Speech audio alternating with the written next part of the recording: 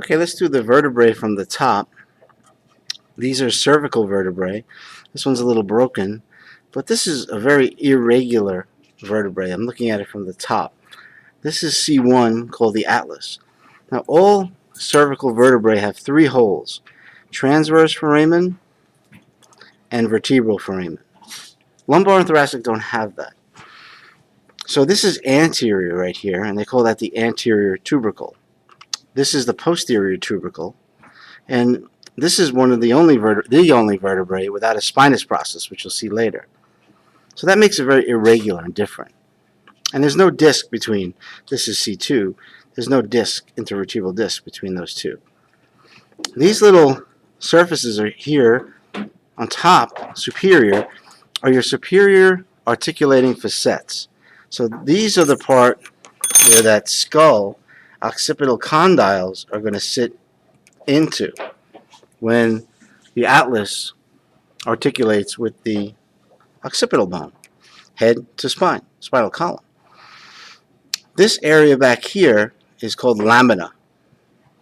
The area in front is called pedicle. So the connection in most vertebrae. So the atlas is C1. Make sure you know that. It's always on my practicals.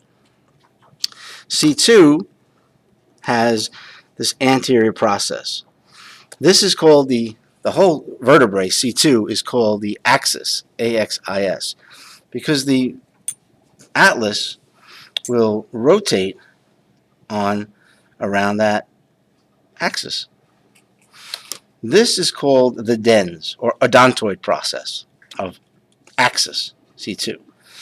It's hard to see, but this has three holes too, two transverse foramen. And these processes back here are called transverse process. I shouldn't say back, they're on the sides, lateral process, and you'll see them more clearly on lumbar and thoracic. So axis, C2, odontoid process, also known as dens, also has superior articulating facets, and every vertebrae has superior and inferior articulating facets. This vertebrae also has what's called a vertebral body, right here, also known as the centrum. Three holes, transverse foramina and vertebral foramina, and posterior is the spinous process. Okay, so in your cervical vertebrae, below C2, like this could be C3, you have transverse processes, you have the body of the vertebrae, right here. You have three holes, two transverse foramina and a vertebral foramen, spinous process, and usually the spinous process of cervical vertebrae are kind of split in two. You see, I don't know if you can see that with this glare. They're called bifid. So lumbar and thoracic don't have that either. So the key to cervical is, of course, they're a little smaller, but they have three holes, two transverse foramina within the transverse processes, a vertebral foramen, which houses the spinal cord, and then you have the spinous process, which in the cervical is bifid. It also has the lamina and the pedicles. The connection to the body to the transverse process are pedicles. Posterior is lamina. Now, if you look at thoracic vertebrae, there's no transverse foramen. There's only one circular vertebral foramen. And this one, if you look at it from the posterior, you see the transverse processes, you see the superior articular facets, and the spinous process kind of goes downward. So this looks like an elephant from the posterior. So it's kind of difficult to tell the difference between thoracic and lumbar, but some things I could tell you is the downward facing spinous process, like an elephant, and also the facets, because now the ribs are going to attach here to the costal facets on the transverse processes, and there should be a facet here too on the vertebral body for the rib on both sides, because the 12 thoracic vertebrae all have ribs attached, posterior and lateral. So these are superior articulating facets. These would be inferior articulating facets. And then you have your articular processes or articular facets for the ribs. So you'd have one here on the transverse process, costal articulation, and one on the vertebral body. So that's a costal facet on the vertebral body. The lumbar, a little bit larger. Again, no transverse foramina like cervical. Large vertebral body. Kind of a triangular vertebral foramen. It has superior articulating facets that are usually sagittally oriented. Sometimes they're coronal too, but they're pretty straight up. And if you look at it from the side, the spinous process comes pretty much straight back, as opposed to dipping down like the thoracic. If you look at it from the posterior, this may look more like a giraffe. Inferior articulating facets, no ribs. Superior articulating facets, and then your transverse processes, vertebral foramen, which is more triangular, and your vertebral body. Now, all vertebrae besides between C1 and C2 have intervertebral discs, which are made of fibrocartilage. That was lumbar. So the bottom of the lumbar 5, counted down 1 through 5 lumbar. So this would be the 5th lumbar with the intervertebral disc going towards the sacrum. So this triangular bone, not this is the coccyx, the bottom. The sacrum is the triangular bone, and this is posterior sacrum. You could see the spinous processes of the lumbar spine, and you see the posterior median crest of the sacrum. You see the posterior sacral foramina. So this is all posterior. You have to know what's posterior. Now this area right here is called the auricular surface, because this surface is going to articulate with the os coxa, the ilium bone, to form the sacroiliac joint on both sides. So this is the auricular surface. Here's the superior articulating facets of the sacrum. And then you have your anterior sacrum. Remember, this little bone down the end is the coccyx, tailbone. This is anterior sacrum, and you just have these little crests anteriorly, and you have the anterior sacral foramina. So all the parts on your list may not be all inclusive with what I just did.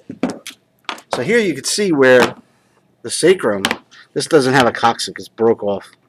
Very sad. So this is just the sacrum articulating with the os coxa, which are 3 fused bones together on both sides. And this is posterior. How do I know? Because the sacrum is posterior, first of all. The spinous processes of these giraffes, L4 and L5, are posterior. You can see the transverse processes of the lumbars as well. So this joint right here between the sacrum and the ilium bone is called the sacroiliac joint. This is the anterior pelvic girdle. And one of the first things you should see is the connection. This fibrocartilage tissue, it's like a disc, and it's called the pubic symphysis. It's basically a very immovable, slightly movable fibrous joint. But of course it loosens up when you're ready to deliver a fetus, a baby. Then it'll loosen up, and you learn that in endocrine. So this bone on both sides, all in here, is called the pubic bone. This flaring bone on both sides is called the ilium. Now, the part you sit on, like if you feel the chair with your butt, these bones here, or the backbone, more posterior, is called the ischium. So ischium, pubic bone, and ilium. Now, these are 2 important structures I'm going to show you. Both lateral, right, left lateral. Right here is the socket of the ball and socket of the hip joint. So the femur head is going to fit into this to form the hip joint. So this particular surface is called the acetabulum. And the other side you see the acetabulum. That forms the hip joint. Right here is a foramen called the obturator foramen. So you may have to use in here you may have to look at your articulated skeletons, so we don't have many of these. This is the obturator foramen, which is anterior between the pubic bone and the ischium.